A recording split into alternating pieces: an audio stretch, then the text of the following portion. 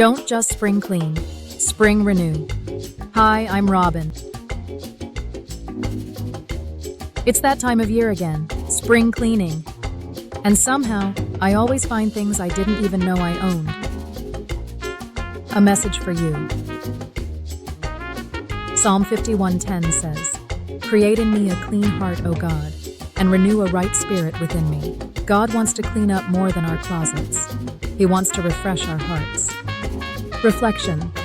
Let God declutter your soul this week. Trade anxiety for peace and fear for fresh faith. If you're ready for a spiritual spring clean, hit like. Follow for weekly faith plus fun reminders. Subscribe and renew with me every Saturday. Ready to lead with purpose and peace? Join me at TLR Coaching. Leadership. Real life. Follow for faith-based leadership insights.